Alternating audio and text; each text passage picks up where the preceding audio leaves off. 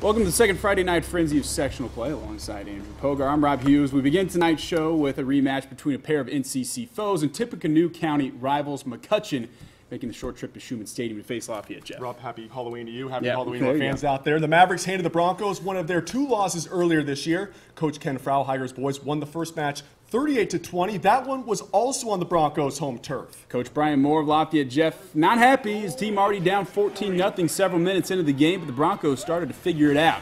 Huge game from sophomore running back Latrell Brown. Dives into the score. Jeff down 14-7. A couple minutes later, Broncos back with the ball. Devin Colonus looks deep, fires to a streaking Darian Collins. Huge gain, and he's letting the people know that's a first down. DC. Now down to the 1-yard line, face of the 4th and goal, handoff to Brown. Look at he shakes off the defender. We have a tie ball game. Broncos defense again getting the ball right back to the O. Colonus shades of former Jeff QB Will Bowman. Avoids the rush, finds his guy Collins. Whoop! He's gone. Jeff takes a 28-17 lead at the half. Mavs now down 14, but deep inside Jeff territory. Great misdirection play. Aaron Phillips flings it back across the field to an open Gavin Dunbar. Mavs pull within a touchdown, 34-27. Back with the ball late in the 4th. Phillips immediately swarmed by Broncos, but he gets out of the pocket, looks downfield, lets it fly, but Dan Rixey, he's there, trying to escape the grasp of Charles Finnessy. He would fumble the ball, but look at it, there he's out of bounds, and that is Jeff Ball. After an intentional safety by Jeff to help run off some clock, Mavs back with the ball, down 5. Phillips looks to the sideline. Guess who's there? Dan Rixey. And that is a pick 6. The senior with some clutch defense down the stretch. Broncos get the win, 41-29. They move on to face the winner of Harrison and Westfield in the sectional championship. And speaking of that game, the Raiders on the road against the Westfield Shamrocks. Harrison quarterback Jaden Sturgeon, he's going to throw a high spiral to Eddie Pearson for the first score. Their 2-point conversion try was successful. Raiders up 8-0.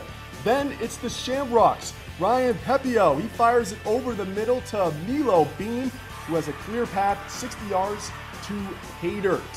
Oh boy, next series, it's Sturgeon again. He has his punt blocked by Josh Teffanelli, which leads to another Rocks touchdown. Westfield wins this one 42-22. Good battle, but Harrison couldn't finish it off. Over at West Lafayette, Nye Carlisle Red Devils hosting Hamilton Heights. RDP driving in the second, handed off to Travis Roll, goes up the middle, bounces to the outside, 14-yard gain, good enough for a first down. Later in the drive, Mikey Kidwell fakes the handoff, throws back to a wide open roll for the touchdown. West Lafayette up big, 28-7 at the break, but the Tigers falling back. Josh Phelps buying time.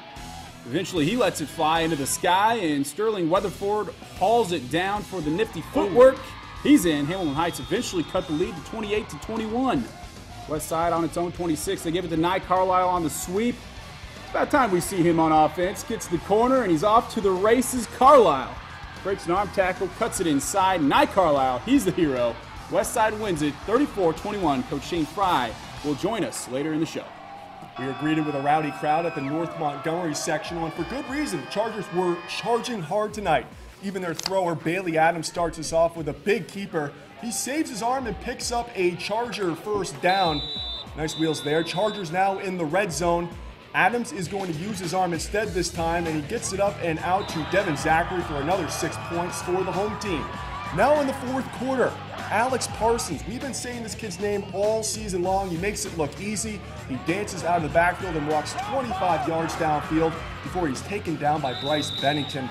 And finally, it's Adams taking away across field. Gets it out to Zachary again. He looks back and gets the grab. The Chargers protect the house. They shut down the Indians 37-0.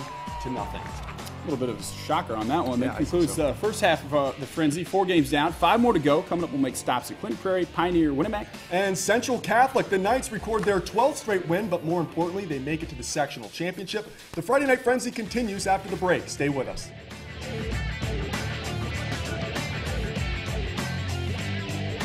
Hey, we're back on the frenzy. For our next stop, we head to Central Catholic, where the Knights were looking to keep the championship dream alive. CC won its sectional opener by an astounding 62 points over Clinton Central. Yikes. Central Catholic hosting Attica. The Red Ramblers entering tonight's game on a 4-game winning streak after a 3-3 start to the season. We've got a Ninja Turtle and a Kevin Durant sighting in the students section. CC facing a 4th and long on its opening drive. Avery Denhart finds Luke Fusick over the middle. Fusick picks up a couple more yards. Yak for the first down. Next play, it's none other than Jackson Anthrop. He takes the carry to the left side. The senior practical scampers in untouched for the touchdown.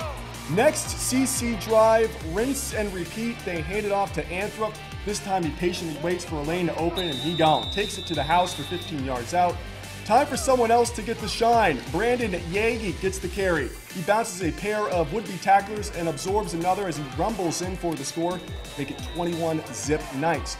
Next CC drive again. We've got another Anthrop sighting. He cuts it to the middle, and he finds his second home once again in the end zone. Anthrop and the Knights cruise to a 70-7 victory over Attica. I haven't seen that a lot. Clinton Prairie faithful ready to take on the visiting Carroll Cougars. Already up 7. Prairie gunslinger Chase Joseph connects with Trevor Reese. And that would be a 70-yard touchdown scamper, and that's a fast gopher. 70 yards wasn't enough for Joseph and Reese. They tried it again, this time from 92 yards out. Reese would beat the defender and hit the nos on his way to another long scoring play. Carroll had trouble moving the ball on this one, but here Trey Filbrin hits Ethan Winter, picks up a chunk of yards, but Clinton Prairie would have more touchdowns than Carroll had first downs. Before the end of the half, Sam Schoonveld gets the handoff, shakes off the defenders like a champ, walks in for another touchdown. Clinton Prairie annihilates Carroll to advance with a final of 50-0.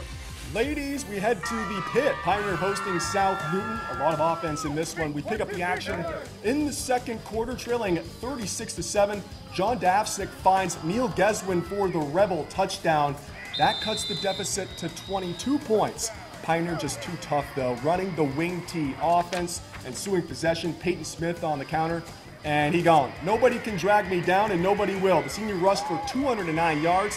The Panthers tallied 545 yards on the ground. And anytime you do that, this guy, Mike Judson, coming up. He's going to be a happy camper. Pioneer spanks South Newton 77-20, the final. Staying in Pulaski County, Winnemac Warriors hosted the Lewis Cass Kings. Warriors QB Jack DeGroot under center, drops back, looks downfield, and hits wideout Caleb Baczynski right in the numbers for a power play. DeGroot then hands it off to Matt Shorter, takes the ball, powers through the Kings D-line, taking 2 defenders to wrap him up. Shorter again gets the call, runs behind his blocker up the field, and he's not short of the touchdown, putting the Warriors up over Cass. Now Warriors with a kickoff, a tie and deep to Jackson Kane. Boing. He muffs it.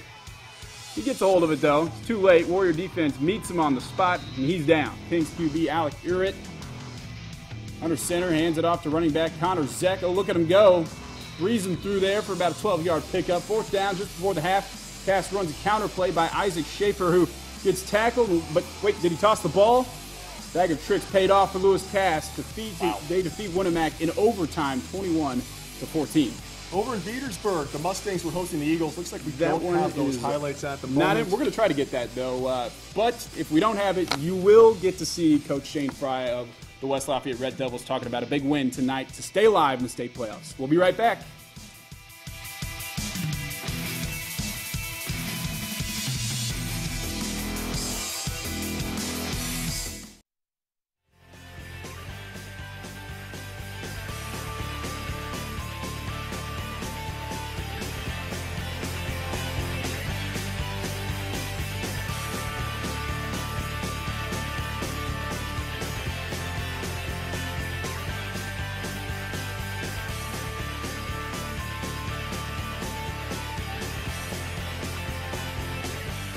Promise you some highlights. We're going to give them to you. Over in Petersburg, the Mustangs were hosting the Eagles. Mustangs trying to stay alive after being scored on by the Eagles. They push them back and get a safety.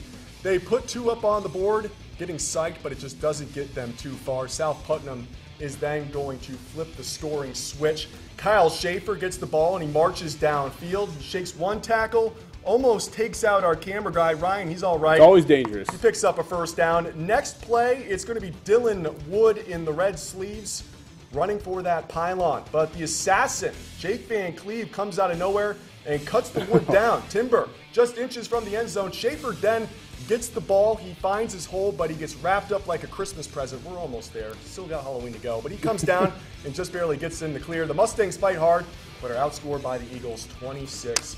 9. Yeah, we wanted to get that highlight in. Joining us now, West Lafayette head coach Shane Fry. You guys jump out to a 21-point lead. They kind of make it a little close. Were you sweating it down the stretch? Not really. I had all the confidence in the world in the guys. Hamilton Heights played great. They had a great third quarter. Scored on that fourth down play, and I think at one point we were only up 7. But the defense, stood tall when they needed to and got the stops we needed to win the game. I don't want to dwell on the negative, but going back to that loss against CC, how has that been able to galvanize this unit going forward? Yeah, I mean, it's week 9, and we know a whole new season starts the very next week, so we're past it. It's the playoffs, so that's what we're ready for. Both coaching staffs I've heard say before, you'd rather win a state title and lose that game if it means you can win a state title, no questions asked. Is that true? Yeah, absolutely. I mean, in Indiana, you don't have to win any of your regular season games. Yeah, exactly. It's the same. It doesn't really matter. So the playoffs are where we put all our stock. And about that game, you lost Spencer Ronchetto. How have you been able to compensate for his loss? Spencer's a phenomenal player, and he's still a leader on our team. He's out there every single day. He's a captain. We've messed around with a few people in some different positions, and the guys have come through. I mean, Matt Marley's done a great job stepping in at that position. Nye Carlisle's got some offensive snaps. Our outside wide receivers have had to step up and play more. Some people playing a little bit of offense, a little bit of defense. Luke Tolukian, Jack Folkers, all have done a great job. It's a luxury you have where you have playmakers like that you can bring in and still be effective. We just saw that touchdown from Nye late in the game. He's got to be one of the best athletes on your team. I know Spencer, before he got here, he's right there. Those guys are pretty athletic, huh? Oh, yeah. Nye is a special athlete. He's been doing great on defense for us. Mm-hmm. We've been able to work him into the lineup a little bit on offense, and he got the ball a few times tonight, and he showed what he can do with the ball when he has it. Last year, you guys got bounced early. Here you are now, a few rounds past that point. Just what's the message to the team moving forward to this upcoming game? It's fun to keep playing in the playoffs. I mean, we talked today about getting to play in November. There are not many football teams that get to play in November, and we get to play in November now. So each week is a new week, and North Montgomery is going to be a challenge for us, but we're looking forward to it. You had what looked to be the hardest team in the sectional, aside from the toughest team in the sectional besides yourselves and Western Boone. You take them down. Obviously, Hamilton Heights is another solid team. They've been ranked most of the year. You take them down. But we've seen what can happen. Twin Lakes lost 45-0 tonight, and you were talking about it. You didn't expect that. I didn't expect that. So anything can happen, right? Yeah, absolutely. I mean, we take every single game. There's upsets all the time. We told the guys, Hamilton Heights, we beat them week 5, but that was over with. This is a new game, and we need to treat it like a new game. So every week's a new challenge.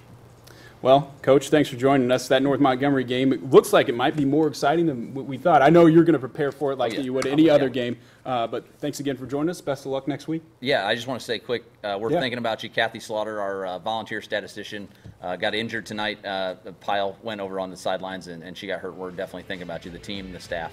Good call. Good move. Get well, Kathy. Make sure to check out our website, WLFI.com, and click on the Sports tab for all highlights from tonight's games. Have a great night. We'll see you next week.